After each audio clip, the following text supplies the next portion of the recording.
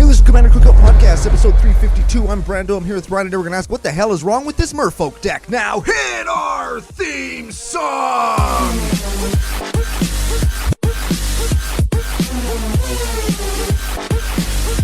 Hey, Ryan. We're back for yet another whirlwind adventure. How you doing? We are back. What is going down? A whole ton is going down. We're doing the last set of recordings before you go on a well-deserved family vacation down in bright, sunny somewhere. And I get to run the ship for a little while, which I'm really excited about because I'm super good at being the boss. Ask anybody about what happens when I'm in charge. It's great. Listen to the pre-show yesterday if you want some insight on Brando being the boss and or cruise ships. We talk about both those things, and they are connected. And before we get to any of that or any other connections that we're going to make, we have to thank our official business daddies, FusionGamingOnline.com, their source for all your gaming needs. Very much so. And I recently got a Fusion order. Oh, me too. A Fusion order, mind you, that I used special discount promo code CCO Slam on. Did you use the promo code on stuff you were going to buy even if there wasn't a promo code available? Yes. Did you save 5%? Did. Off that stuff you were going to buy anyway? Yes. Oh, continue the story. I used store credit for this order because you can use the code with store credit. Ooh. Me and friend of the show, Aaron Karar, went in on like a joint order and it got shipped to my house. Nice. In it, one of the last cards I needed to completely foil out Lord of Tressorhorn. Ooh. Liliana Dread Horde General. Ooh, that's a gooder. That's a good card right there.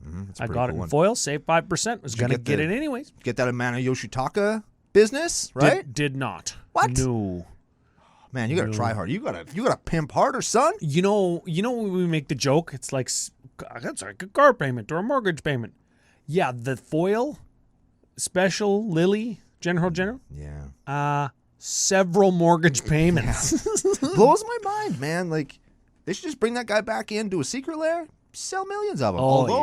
Although it has been hinted, there's a Final Fantasy secret lair crossover thing coming up in like 2024, I think. Oh, well, maybe later this year. So yeah, people are into it. Yeah, people are into it. You can go back and listen to our 2023 look ahead where we talk about everything except that. Is that the one? Is that the one that you're gonna buy? The Final Fantasy one? Is that the one you're gonna buy? What are you crazy? I never even played Final Fantasy. Yeah, but I'm gonna be really excited about it. Isn't that like a movie or something? There is a movie, and it's really bad. It's really bad. Super bad. Isn't that the movie where all the logs fall off the back of the truck? That's Final Destination. I mean, although pretty close. I have seen that movie. How? I don't know. That's number 2, isn't it?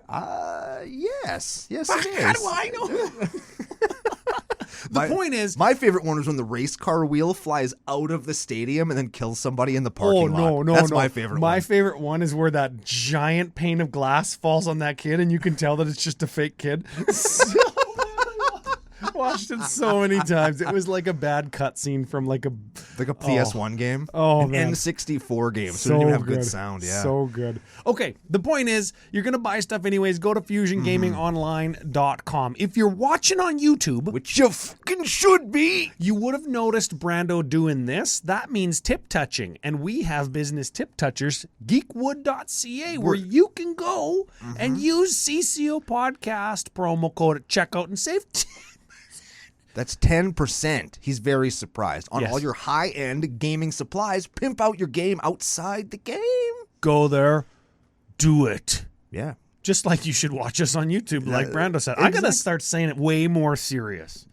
Can't. I'm this most serious. If you want to met me? Here, listen to this. I'll do my my stern but polite voice. Oh, shit. Yeah, this is when I'm pissed off at customer service and Rebecca calls me the most polite asshole there ever was. Okay. If you want to help support the show and you don't want to go through Patreon, go to geekwood.ca, buy something, use CCO Podcast promo code. It helps the show.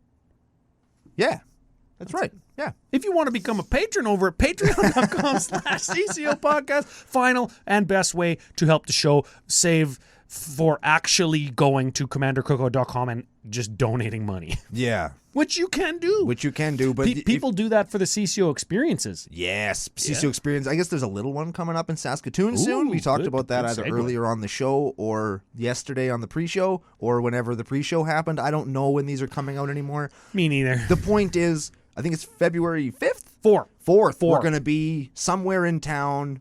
Check your local listings. We're going to be Saskatooning really hard. We're going to play games. We're going to do stuff. It's going to be a great time. So if you're in the area or plan on being in the area, make sure you stop by and say hi. Yeah. Mm-hmm. You said in the Saskatoon Inn really hard. Did I? Yeah. It just made me think of the first hookup I ever had, one night stand kind of thing. Oh, yeah. It was in a hotel. Really? Yeah. Did you meet at the hotel on purpose? You rented a room and then met there, and then no. We were there on a track trip, and there was another girl.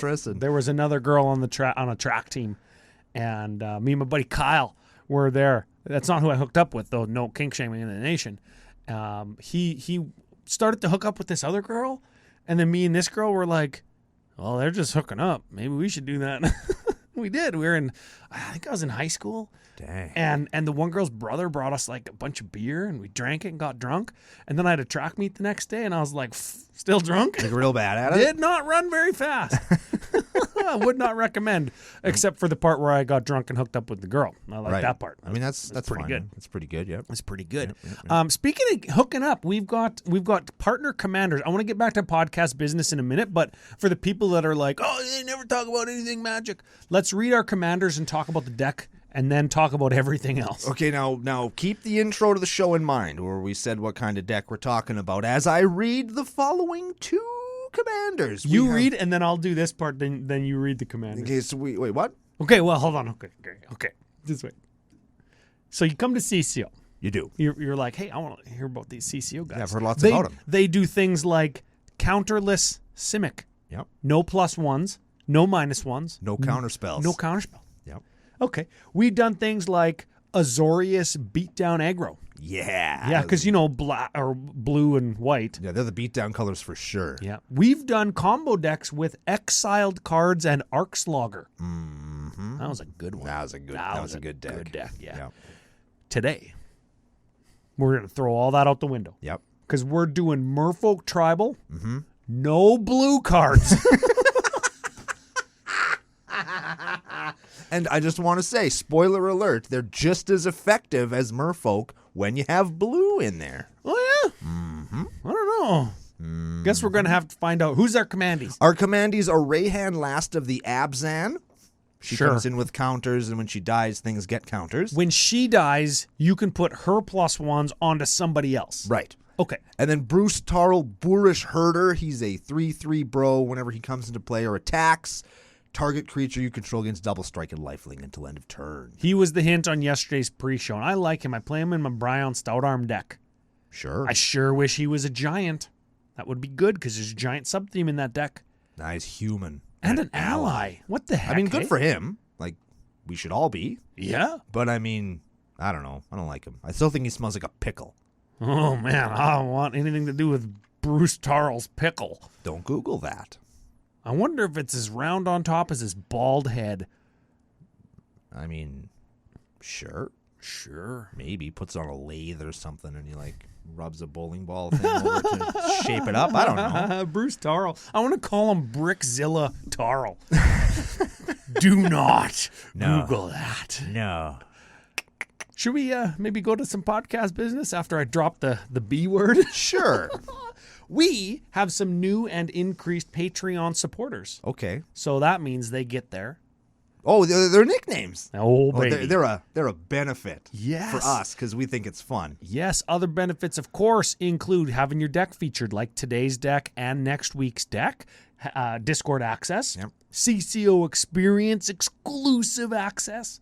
Vancouver's coming up. Planning is starting right after I get back from my vacation. It's going to be dope. And Minneapolis. We've got so many people that say they're interested in Mickey Analyst.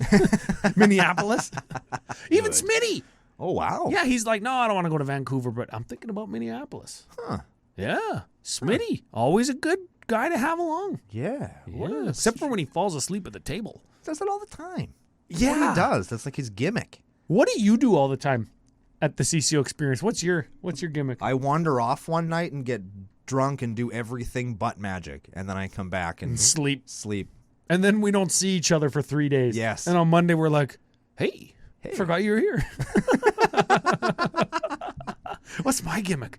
Oh, eat a whole bag of Doritos. No, you stress out about all the things that are happening that aren't necessarily happening, and then I kind of like slump in and go, what the fuck? And then you're like, I don't stress that much. Okay. If you want to be part of that, you come to Patreon. It's Pledge, you're in.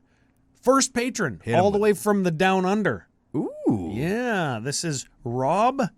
I want to say Gillespie, but it's probably It's Gillespie. definitely Gillespie. Gill's pie. What I about, want to make a dirty pie joke, but I'm not gonna. what about like gillless pie? Because he's from Australia, and there's all sorts of weird shit down there. Yes. I mean, there's some kind of a fish pie. but Gillless fish that walk on land, Oh, they probably existed. Oh, yeah, gillless fish. and they eat you Oh, absolutely. They're from Australia. unless you make them into pie. There we go. Gillless pie. Gillless pie. What does that look like? Get them before they get you. It looks just like a regular pie with a crust on top. No. I mean the fish. Oh, it'll be like a barracuda kind of probably. Not a barracuda, a piranha. Like a piranha, but with like a really weird kind of elasticy looking like hands coming out the front, probably with 2 fingers and 1 thumb, and then little legs that pop out the back that don't have toes, but they do have a weird little bendy thing that would be a foot. This is like the question, like how do dogs wear pants, like this way or whatever, right? Like on their back legs or on all 4 legs, but only up half their body. It's like, how do you envision the fish? Does the fish walk around like this with his head pointing up? Yes. You know, if you're watching on YouTube. The fish's head would look forward. Or does his head look forward like this? Or does he walk around like his whole body is this way? It walks around the same way that it would swim, and Yes. the legs come out like the back The where legs its hips come would out normally be. the bottom of it. But then it kind of like they go forward a little bit. I could draw a picture if I had an I was if just had going to say marker. how a 5-year-old would draw a fish, and then we say, put legs on it. Exactly like Yeah, that. like That's the secret layers. exactly like the secret that. layers. Yes. Okay, well, gillless pie. A gillless pie. Mr. Fish Man. Mr. Fish Pie. Mr. Fish Pie. There it is. So we not only did we give this guy a funny nickname, we also taught everybody something about Australia. They like fish pie. That was like a geology lesson, geography lesson, Biology lesson. There it is. Yeah, there we go. Yeah, we learned something about stuff. We Mr. did you guys an Fish educate. Pie. Fish pie. Gillless pie, baby. It's awesome. Okay. Next one. This is a returner. Okay. I think. And his nickname in my mind already makes me think that this was his nickname before. That's why he's returning. This is Magnus Johansson. That's Magnum Johnson. Magnum Johnson. Yeah. Yes, it is. Yeah. Well, Mr. Johnson, Yes. welcome. Next up, we got an increaser. Okay. This is Cohen Mommerstieg. That's Finger Blast Mommy 2. oh. Now he's Finger Blast Mommy 2. Finger Blast Mommy increase. I don't want to change people's names. I'll be able to. How am I going to talk to them? Mr. Finger Blast. Thank you. Yeah, we appreciate it. He's having a kid soon. Good like for his you. second kid. Congratulations. Oh, 2 kids. Finger 2 Blast kids. Mommy, 2 kids. Yeah. Oh. Finger Blast Mommy 2 kids. Don't do that. No, the way I said it, that's the way he said it. No. Next one. Next one. Final one of the day. This is a new one. Big thanks goes out to Jared McLean. Not the one I know from Saskatoon, I don't think, because this guy lives across the country. Oh. Jared McLean. Jarhead. I want to make a jar joke. Jarhead. Like Jarhead. Can we yeah. say Jarhead? Of course we can say That was on a Jarhead. movie. Yeah, that's what they call like the dudes in the army, and then when they get blown up, they take their heads and put them in jars. Like right? on Futurama. Yeah. I don't think I think they describe it on the movie. They cut their hair so they all look the same. So it's like they're disposable. Or like the U.S. government can just go to like the soldier depot and pick out all of the people who are just all just numbers and the same guy and say, go fight. And it's actually kind of depressing. I like what I said way better than that.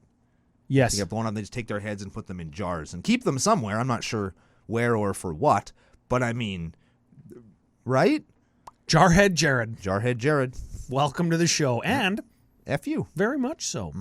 Okay. One last FU. Today's deck, Callum San the Madman. That's like Callum 87. Well, that's like the 87th Callum Yes. by at least. Like there's so many other ones. It doesn't Yep. make sense. How is that such a popular name? I knew 0 Callums growing up, and now there's like 14 of them that are here. It's cool. We're probably going to see Saskatoon Callum at the face-to-face open. Oh, yeah. He might want to buy a T-shirt, maybe a new playmat if they're in, which I think I'm being told they will. Ooh. Or the new stickers. Ooh.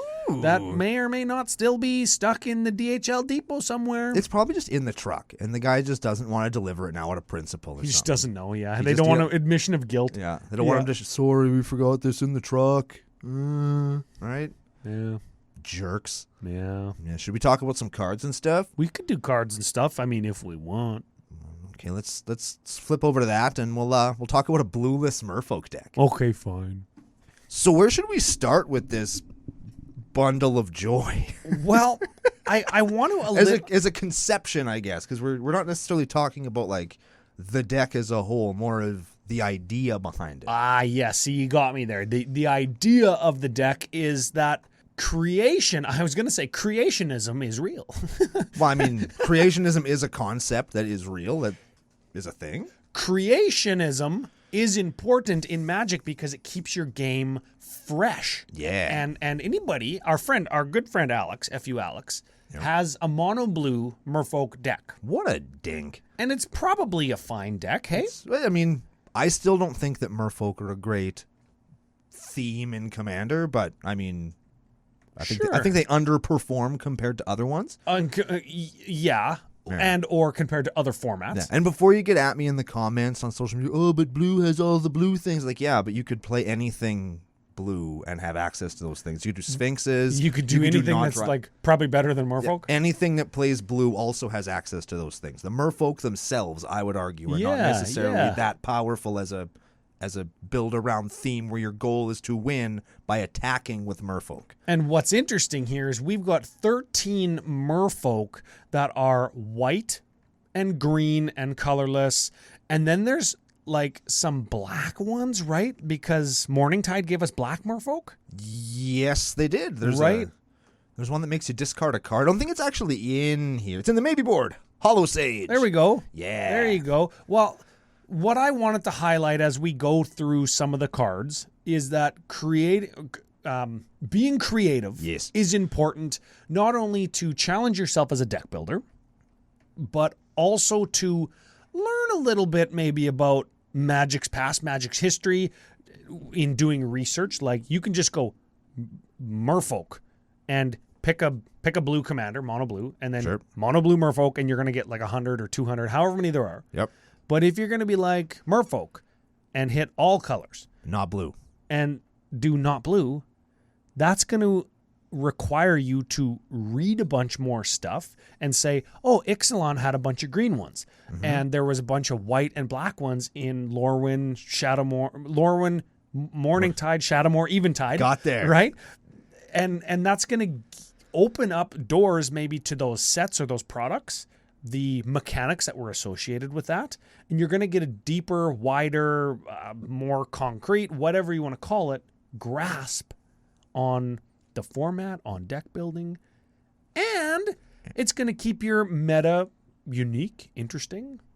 Oh, what we used to say on the show all the time. Unique gameplay experience. Yes, which is what you always want to go for, both for you and for your opponents, because otherwise people might like show them like, oh man, he always plays that thing. Or even worse, if your meta isn't kind of getting spiced and everybody's playing different decks sometimes you have like the specific arm race stuff where you have people showing up with void mirrors to counter your Eldrazi deck, or you know what I mean? You start running into specific hate pieces, and then I don't know, all the decks kind of start to feel, I don't know what the word for that is, when they're kind of specifically built to play in a specific meta. Right, like you see, they feel too meta. Yeah, I guess that's the word. Yeah, and I don't know. I like to do that sometimes, but you don't play Red Blast in every red deck, right? You play it in one where you're going to run into blue stuff. Yeah. So yeah. It's just one of those things. I see that on the big Facebook groups I always mention all the time. My friend plays Demonic Consultation Thassa's Oracle. How do I beat it? It's like, oh man. You tell your friend not to play that, first of all. Yeah. They're not playing CEDH. Yeah. But this deck is, I think, a good example of of doing all the stuff that we just talked about for the last couple minutes. No Thassa's Oracle in here. And we know that. Because there's no blue. That's right. So, okay, let's do a role-playing thing here for a second.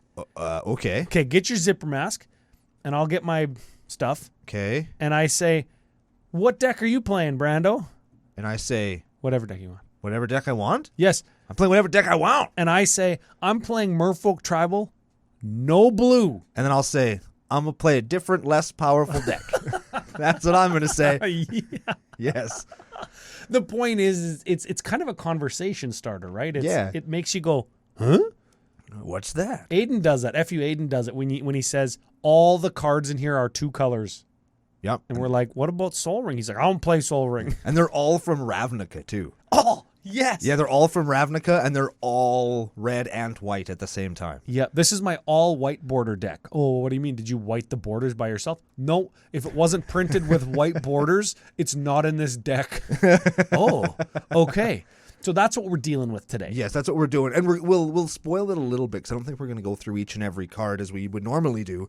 It's essentially an Abzan deck shell. We should have had editor Joe have Reyhan and Bruce Tarl on the screen as we went through all this, because we, air quotes, flipped to cards. He did. Thanks, Joe. He's really good at what he does. So it's basically an Abzan shell, which is kind of an aggro counter-based deck that uses counters to make your dudes big and get value and activate the abilities of your creatures, with a little bit of red thrown in both for spice and then for a couple of specific counter cards and some really cool beatdown stuff. Oh, okay. Well, let's go to, what do you want to do? Do you want to just do the Merfolk? Because those are the ones that people maybe are like, well, what do I play if I don't play Blue Merfolk? Sure. We could pound them out quick, can't we? Easy as pie, because they all basically do the same thing, surprisingly enough. There's a Waker of the Wilds. Waker of the Wilds? Put X +1 counters where X is the number of lands you control? Nope, that puts +1 counters on a land I control. And there turns it is. Into a dude. Okay. Vine Shaper Mystic. Enters the battlefield, put a +1 counter on up to 2 target Merfolk you control. Hey, okay. Veteran of the Depths. Enters, becomes tapped, put a +1 counter on it. Doesn't have to be attacking, just tapped. Tishana's Wayfinder. That one explores. Yep. Does anybody remember what that means? Reveal the top card of your library, put it into your hand if it's a land, or you can put a +1/+1 counter on the creature and put the card back or into your graveyard. Oh. Is what Explore does. So it's like draw a card if it's a land, or what's not scry? What's the surveil? Surveil or +1. That's pretty good. That is pretty good. Okay. Then we got a Merfolk Branchwalker. Merfolk? Oh, I skipped that one. I was like, no, we don't. It also explores. Oh, okay. Judge of Currents. Makes whenever one of your Merfolk becomes tapped, you gain a life. That's fine. That's pretty good. I've been playing Life Gain lately. It's pretty powerful. Yeah, I played Life Gain at EDH&M this week, and I had a... Did we just lose people because I said that? No. Cause you don't think? I don't think so. You could play Life Gain sometimes. I had an 8/8 double striking life linking commander. That's pretty good. So people would swing at me for like 40, and then I just wouldn't die. Because you just gain a bunch of it back. I would gain 18 of the life back, and then attack them again and gain 18 more. So at the end of the day, I lost like 2 life. That's pretty good. It's pretty good. That's pretty good. Worked out pretty well. We got Jade Light Ranger. Explores again. Jade Guardian. Probably it explores. And it's got hexproof. No, it's enters battlefield +1 on target Merfolk. Jade Bearer. +1. On a Merfolk. Forerunner of the Heralds. Oh, man. Jeepers Creepers. Enters the battlefield. You may search your library for a Merfolk card. Ooh, it's a tutor. Hey, these are pretty good. Reveal it, shuffle, put it back on top. And we've got Merfolk already that said draw a card on it, so that's okay. Yep. Whenever a Merfolk enters the battlefield under your control, put a +1 counter on Forerunner of the Heralds. Pretty good. Foreskinner of the Heralds. Neat. Deeproot Elite. Deep Foreskin Elite. Yep. Enters the battlefield +1 whenever another Merfolk. Mm-hmm. Oh, so if we got like Merfolk tokens, Merfolk bounce, or just casting Merfolk, all of our target Merfolks get +1. That's right. Okay. Deeproot Champion. Man, there's lots of deep in this deck. Lots of Jade, lots of deep roots. Whenever you cast a non-creature spell, put a +1 counter on Deep Champion. And the last one is a Buttline Pretender. That is in my crab deck. Because it's crab. And it's also a Merfolk because it's got Changeling, every creature type. enters the battlefield, you choose Merfolk. That's what it becomes. Whenever another creature of the chosen type enters the battlefield under your control, you put a +1/+1 counter on Bloodline Pretender. So you can already see the Abzan +1/+1 theme. Yes, and as a reminder, Reyhan, Last of the Abzan, whenever a creature we control dies or is put into the command zone, if it had one or more +1s on it, we put all those +1s on another target creature. Yes. So that's pretty good. You put that many, not those counters. That's important. Oh, so if it's got like a flying counter or a double strike counter, that's why the Ozolith is in this deck also. Yes. Because it's good. Yes, because the counters go onto it and then go onto things at the beginning of combat again. Can we do the Ozolith and Reyhan and get 2 things? Whenever a creature you control leaves the battlefield, if it had counters on it, put those counters on the Ozolith. Okay. Okay. What? Oh, man. I never thought of this before. With the Ozolith, the counters from the creature go onto the Ozolith. With Reyhan, you just get an equal number of +1s that then go onto a different creature. Oh, so we do get both. You do get both. It works the way I want it to work. Yes, it does. Okay, that's why the Ozolith is $30. Yes, because it's a really, really good card. I'm taking the same, just the counters. I'm not making new counters. I'm just taking the ones that were on the creature. Yeah. Move them over there. It's pretty good. And then along with for some counters spells, as we're being called. But we're not playing blue, Brando. How are we playing counter spells? Let me read a bunch of shit to you. We got Slurk, All Ingesting, Renata Called to the Hunt, Metallic Mimit, Master Chef, Invigorating Hot Spring, Grumgully the Generous, Death's Presence, and Bloodspore Thrinax. And all of those are some kind of variation on when a creature comes into play, it gets a +1/+1 counter. I think in this deck, not only is the custom category, thank you, called counters spells, and it invokes counterspell in my mind. Yes. But we're not playing blue. Correct. The other thing that this does is these 9 cards sort of act as the lords for Merfolk that we would see in blue, like Lord of Atlantis and Master of the Pearl Trident and Marrow-Regery is another one. Yep. We can't play those, and we also can't play clone effects to clone those. That's right. So instead, we're just going to play a Death's Presence and a Grumgully and a Master Chef and that kind of stuff. Yeah, and those things put counters on, so when they dust your Lord, they stick around. Oh, man, I want to get my Lord dusted.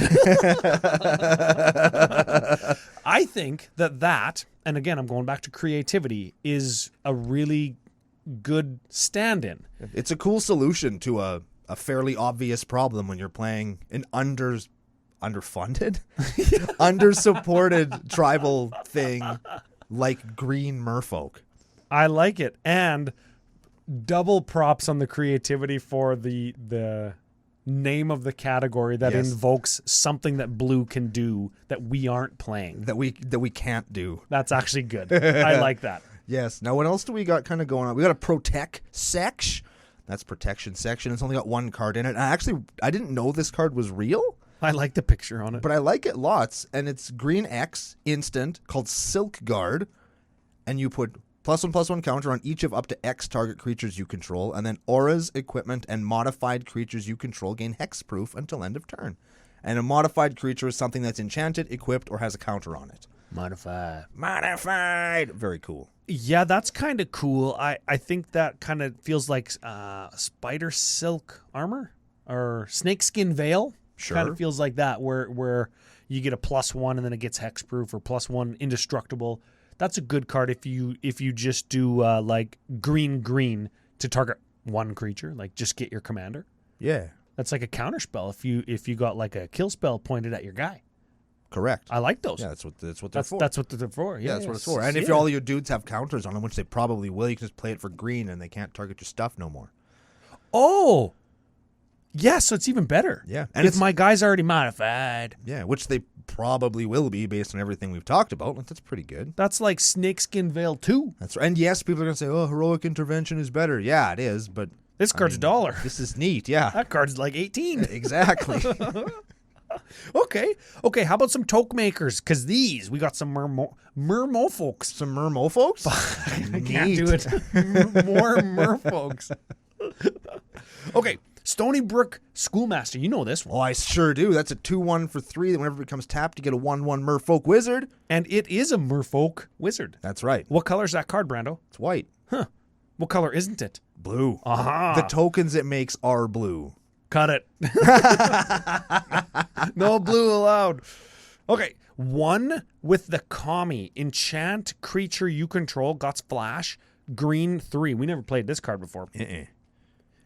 Whenever enchanted creature or another modified creature you control dies, create X 1/1 colorless spirit creature tokens where X is that creature's power. So this one just plays into the modified theme. Yeah, that's fine, right? Modified theme makes shitty ghosts. Molten Echoes. I think you like this one. I have played this one in the past. It's an enchantment for red 2. When it comes to play, choose a creature type. Whenever a non-token creature of the chosen type comes into play under your control, create a token that's a copy of it. It gains haste. It gets exiled at the next end step.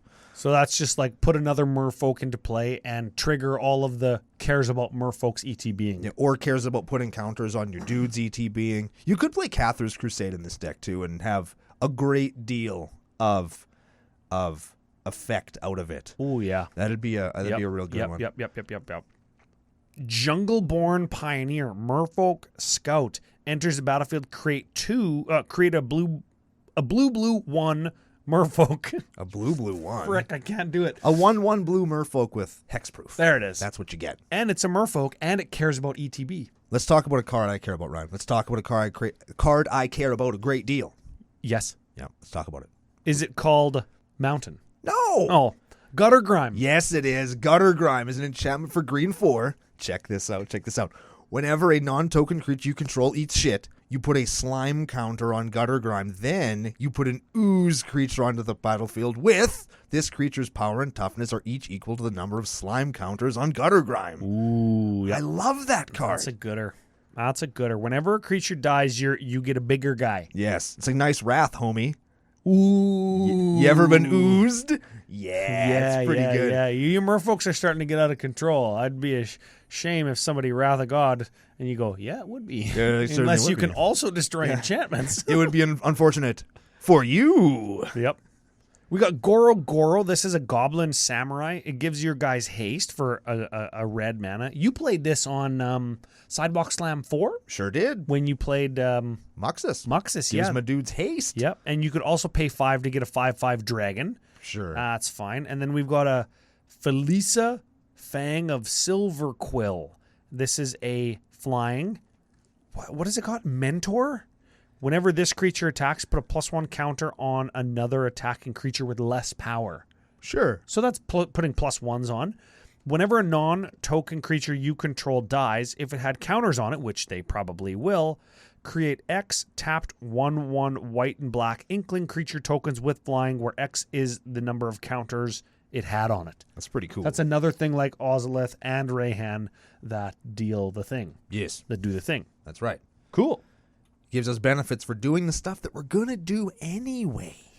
Yeah, like going to FusionGamingOnline.com and using CCO Slam promo code to get 5% off your whole order. You're going to do it anyways. That is true. Should we talk about how you beat to death with this deck?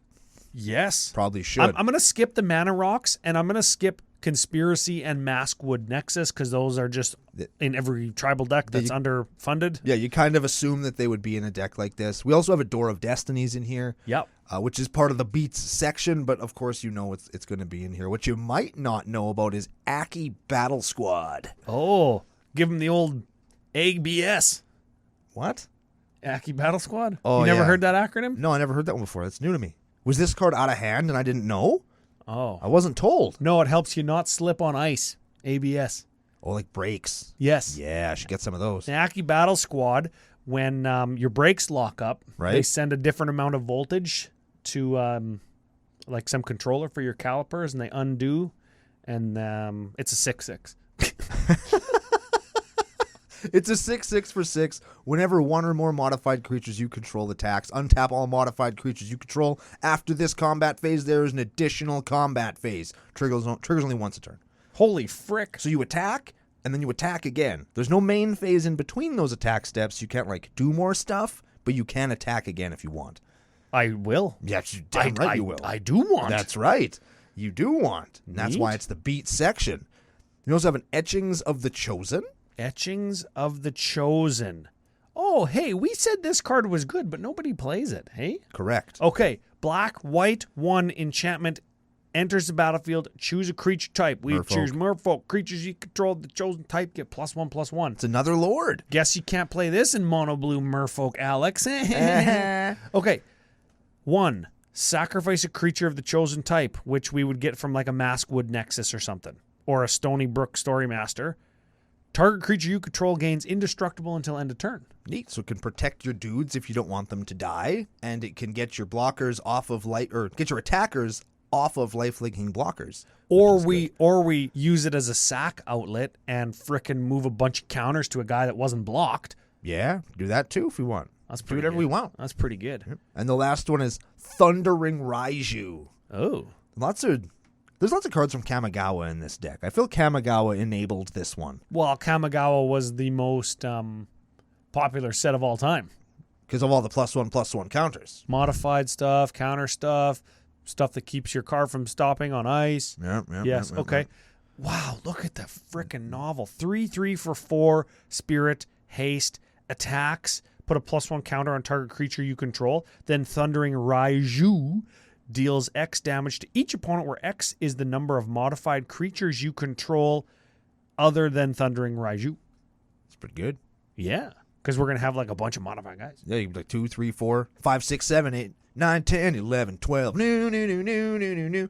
Points if you know where that's from. I do, but I don't remember. I know. That's why it's fun. Oh, because I remember the 11, 12. I always thought that was out of place. I don't remember. Oh, frick. Bonus points in the comments if you know. Yeah, you got to know that one. And then we've got one more section of the deck. We're kind of clipping through this pretty fast. Well, because we're talking about the creativity of it, not so much the strategy of playing it like we usually do. Because it's not a Merfolk deck. And it's not an Abzan deck. But it is both of those things at the same time without being either of them, which is really cool. I suppose so, and yeah. It does play some of the staples from both of those things, but like not, I would argue, in a way that you expect it to be played. Yeah. And is the last section our getter backers, besides our mana rocks, which is sure, and our card draw, sure. It is getter backers, yes, and we'll talk about them probably. Are there any of the Merfolk? No. There are some neat things in there that we should probably mention. Okay. Getter backers. Sure. And we're not playing, what's that one that I like so much from Mask's block? Black 3, Patriarch's Bidding, where you pick a creature type and get them all back? Yeah, that's from Onslaught. Yeah, I like that one. Like that one. Yeah, that's a good one. That would be good in this deck because it's tribal deck, and you know what you can't play in Mono-Blue Merfolk? Patriarch's Bidding. That's right. Yeah. That's right. So the first one we have is Haunting Voyage, which could be a Patriarch's Bidding. Yes, this is a black card. This is it gets everything. Choose a creature type. Yep. Get everything back, but it's got foretell. If you foretold it, you will get everything back. If you did not foretold it, you only get 2 of the chosen type. Sure. Patriarch's Bidding. Luminous Broodmoth. Oh, whenever a creature you control without flying dies, return it to the battlefield under your control with a flying counter. Yes. Oh, man. This was potentially one of my cuts because it's $14. Nah, this is But real it's good. a counter, and Abzan and Ozolith both care about that. Mm-hmm. And you can take the counter. Or Reyhan, I mean. There are creatures in here as well that you can take counters off of stuff to draw cards.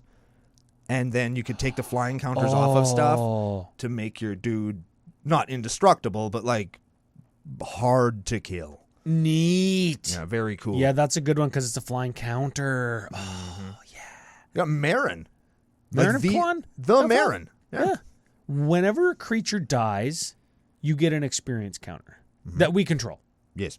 At the beginning of your end step, you return a creature from your graveyard to your hand unless its CMC is lower than the number of experience counters you have, then it goes to play.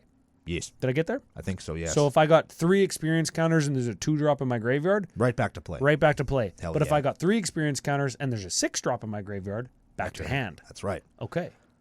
Check out this thing. Yes. Tyam the Luminous Enigma. From Ikoria. Ooh. From Ikoria, mind you. You give that one a read because you liked Ikoria. I did. It is Abzan and 1 for a 3/3 Nightmare Beast. Each other creature you control enters the battlefield with an additional vigilance counter on it. So everything gets a Vig counter. A counter. And Counter, that would mind mean you. it's modified right off the hop. Correct. Okay. Then you can pay 3, remove 3 counters from among creatures you control. Those could be flying counters if you want. Put the top 3 cards of your library into your graveyard, then return a permanent card with converted mana cost 3 or less from your G to the B. Oh, I identified the infinite manas in the deck. I got there. I got there. Yep. We'll talk about that in a second. Yep. Yo, balls it. Let's do it now. Okay. Creature dies. Adjust question, my liege. Sure. We're playing an Ashnod's Altar. So we sack a creature. We're not, though. Oh, we are. Holy shit, we are. Yes, we are. So you sack 3 creatures, and they all come back with flying counters on them, and I have 6 mana now. And I use 3 of those mana and remove those 3 flying counters to get a creature back from my graveyard to the battlefield with Tyam, Luminous Enigma. So I get all 3 of my cards back, plus I get the thing back that I wanted, plus I've netted 3 mana. Yeah. And if any of those come in and give or receive +1 counters, all of those +1 counters will go on to Ozolith, or if one of those creatures is Tyam, is Reyhan, last of the whatever. Last of the Abzan. She'll give her counters away. Oh, yeah. And if any of those creatures are Bruce Tarl, we can bounce him in and out and in and out and in and out, and all of our things get double strike and lifelink, and we can swing in for like crazy damage with all of our flyers that we can give haste with Goro Goblin Flying Guy. Yes, we can. That's pretty freaking good. We do need some colored mana to do that, though. Oh, yeah, like a red, like a mountain? Yeah, well, no, like, you gotta have lots of mountains and lots of plains to keep playing Bruce Tarl and Buddy of the Abzan. Although I guess you could just put them in yeah. Well, no, if they come back to the battlefield with flying counters on, you have to play them once. Yeah, that's true. Yeah. Or if they're already in your graveyard, you can get them back with Tyam, Luminous Butthole. Well, you can get Reyhan back. You can't get Bruce Tarl because he's at 4. Oh, yeah, sure. We'll get him back with our Haunting Voyage Getter backer. We'll name Ally instead of Merfolk, and then we'll be like, surprise twist, it's an Ally deck. Still creative because it's not a 5-color Ally deck. Nah, that's true. Only that's 4. true. We're not playing that Ally Getter guy. Man, that thing fell out of favor quick, didn't it? Remember the Ally deck? Everyone was playing the Ally deck. Oh, yeah, General Tazri? Yeah, even at our tables, people there was were playing 2 the different Ally deck. Tazris, wasn't there? Maybe. Probably. There was. Yes. Yeah, there was. Yes. Frick, hey? Times are a-changing. Yeah, that's a good song. I like that song. Yep. Played at the beginning of The Watchmen. Together Forever, just like us. It's a card. Yeah, not to be confused with Runaway Together. Which we have also done. Yeah, okay. This is Together Forever. This is an enchantment for white. Supports 2. When it comes into play, it supports 2. That puts 2 counters on each of up to 2 target things. You can split the counters up. Each get 1 or 2 or whatever the hell. And you can pay 1, choose target creature with a counter on it. When that creature dies this turn, return it to your hand. Or its owner's hand if you want to pick somebody else's thing. But I can't think of too many situations where you want to do that. No, young Bucky. Then we've got Unforgiving One. Unforgiving One? It's a spirit with menace. Man, this deck plays some weird stuff, hey? Whenever it attacks, return target creature card with mana value X or less from your G to the B, where X is the number of modified creatures you control. Oh, so we just get back whatever we want. It just swings in and gets some shit back. I like how the Getter Backer section here. Yeah, still on theme. He's still on theme and not playing things like Reanimate and Shallow Grave that are, $15, $30. Victimize, yeah. And I didn't know this card existed, and I don't know if I like it. It's Wondrous Crucible. It's an artifact for 7. Okay. Permies you control have Ward 2. And at the beginning of your end step, mill 2 cards, exile a non-land card at random from your graveyard. Copy it. You may cast the copy without paying its mana cost. So at your end step, Yep. you're going to, in this deck, with all these instants that you care about playing on your end step, right? Like, I don't know if I necessarily like that here when you could be playing Cathar's Crusade. Oh, yeah. I played against that card one time. The guy was playing a self-mill deck. Sure. And I was like, hey, I'll help you out. I'll mill you.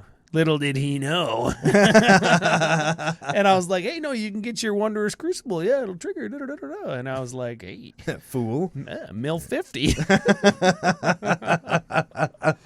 the deck, man. We did it all. That's the deck. Hey, man, we were pretty fast. I want to go to strengths and weaknesses real quick because I want to talk about I just want to highlight again creativity and its importance in your meta and for you as a Magic player or a deck builder or even somebody who's helping somebody else build a deck. Yeah, these are cool thought exercises, and they're even cooler when you build them in real life and take them out to play because it could encourage somebody else to do the same thing. Not as you, but like, I want to play mono green goblins. Or Azorius Beatdown. Yeah, I want to try something that isn't a thing too because it looks Brando, like fun. We have done a mono green goblin deck before. That wasn't a mono green goblin deck. That was a mono green wart deck. It's different. Oh, sure. Well, listen, this is a conversation and Rule Zero starter. I love that because, like I say, I'm playing non-blue Merfolk. So you know that I don't have Force of Will a la traditional Merfolk. Yes. Right? Mana drain. No mana drain. Force of negation. I don't got that either. Pact of negation. Don't have that either. What else do they like to play? Cryptic Command. The one with just the hand on it. That's a Merfolk hand. Yes, it is a Merfolk hand. Goes perfectly in the deck, but not this one. Yep. I don't got that. I do like that this deck keeps power level in check as well. And that's part of Rule Zero when you say I'm not playing any of those things that you might traditionally think with, like Legacy Merfolk. Right? I played Legacy Merfolk, and now I want to play Merfolk in Commander. Yeah. Where are you going to reach first? Blue. You're going to go right into your blue Legacy playable box. Yeah. Right? And just play it all. And this makes you do something else. Yes. And I love that. I like that too. I also kind of like how when you look at it and you read the cards, like they all kind of seem kind of like a mishmash and a bunch of draft chaff and stuff. But I'll bet you this deck has the potential to actually like slap nuts in a game. Slap? Not even lips? Not even lips. It's going to rip the lips off your face and slap you in the nuts with them. Yep. It has the potential to do that, which is really cool. I do like that. Because you can't be like, oh, this deck is slow and kind of crappy. That can't be a weakness of a deck that's blueless Merfolk. I don't think that's a fair thing for a deck project like this. Agreed. You know what? I had some cuts. Some budgetary cuts, but this deck is budget enough. It's $225, and I was going to cut 70 off of it to make it like $150, $75 or whatever. But identifying how good the Ozolith and how good Luminous Broodmoth are in the deck, I keep them. You could still cut Marin of Clan Neltoth because that's like it's not on theme, and it's just a getter backer. And once she dies, all your experience counters are kind of useless. Really good, yeah. And your getter backers don't really get her with your other stuff. Yeah. So that's a $10 card. Yeah. Feels like it should be more, don't you think? No. No, I don't. You don't like that card at all. No, I don't. And Ashnod's Altar was the other one at $10 that just has a stigma. But if you're cutting Ashnod's Altar... Look what we're doing with it. I know. Look, we're doing the same thing everybody else is doing. That's right. Except with green Merfolk. Okay. I'll keep it. An Luminous Broodmoth. Like, what are you... What? Man. You deserve that win, and everybody will give it to you. I'll keep it. I'll keep it in there. The deck, you could probably still play this deck for around $200 though if you cut that Marin of Clan Neltoth. And we keep in mind that when we look at the deck prices on websites like Archidect, like whatever, they're charging you money for all of these green Merfolk, and when you go and tell somebody that you want the green Merfolk, very few people are going to charge you money. Fantastic. Just go with a couple of foil basics that are kind of flat and be like, look, I'll give you these. Oh, yeah. I got like those there. I got these foil basics circa 2008. Yeah, like the good shit. Yep. Oh, no. I got foil basics from 1999, man. Ooh, Yeah. You could trade this whole deck for a couple of those. Some of those old border pieces. Hell yeah. Oh, man, that's fantastic. The point is, this deck is cheap, easy to come by, and fun to play. And once you've kind of had your fun with it, there's lots of pieces in here that can be repurposed for other stuff. Oh, I love repurposing. Mm-hmm. I actually just talked about that on Commander at Populum. Upcycling. One of the biggest things that I hate the most about buying cards for decks is when I get something I think is going to be so effing cool in the deck I'm building, and then like it either doesn't work the way I want it, or I just don't like the deck as much as I think I'm going to. And now I've got this card that maybe I spent like not significant money, but like money I could have spent on other things on. Like you spend $30 on the Ozolith and you're like, oh, this deck doesn't work, or I don't know what to cut, or whatever, right? And the Ozolith doesn't just go in every deck. No. So what do you do with it? Put it in non-blue merfolk. Yeah. Turns out. Right? So we're solving all kinds of problems here. There it is. People who bought Ozoliths and have nowhere to put them, here you go. Oh, man. And people who have friends that love playing merfolk, but also used to play merfolk in Legacy. Yeah. Show them this deck. Share this episode with them. Tell them, hey, these kooky Canadians, these goons from Saskatoon made this deck. Actually, it was our friend Callum that did it, but we're taking all the credit, Callum. That's how we do it. He would expect nothing less. That's right. You show them this list and say, hey, check this out. It's creative. It was an exercise in deck building and in research in the game's past. Like, Lorwyn was 400 years ago. It really was. Like, it was in the Stone Ages. Yeah. They didn't have the internet yet. Stonehenge wasn't even built. That's right. We're all communicating with smoke signals and stuff. Yeah. It was a whole thing. It was a whole thing. And you know what? When you show your legacy buddy this deck, you know what they can do? What is it? They can go on over to FusionGamingOnline.com and rock special promo code CCO Slam to save 5%. That's another good way to get this deck below $200. There it is. You just save 5% on all the stuff that they're totally going to buy now because they listen to this episode. Very good. Yeah, you got card of the week? I'm giving it to Bruce Tarl because we barely even mentioned him, but I play him and he is good. Sure. You're gonna give it to him? Or do you got a Brando card of the week? You want me to give him the card of the week? Yes. It's been a long time since I had to do that. Now we'll give it to Bruce Tarl. I hadn't really thought about it. I almost forgot about card of the week. Oh. Yeah. Well, are you going to forget about episode 353 next week? Absolutely when we not. talk about our first new Phyrexia stuff? Phyrexia All Will Be One stuff? Phyrexia All Will Be One stuff. No, I'm not going to forget that because we're going to record it right after this glorious episode of Commander Cookout Podcast. Hit our theme song!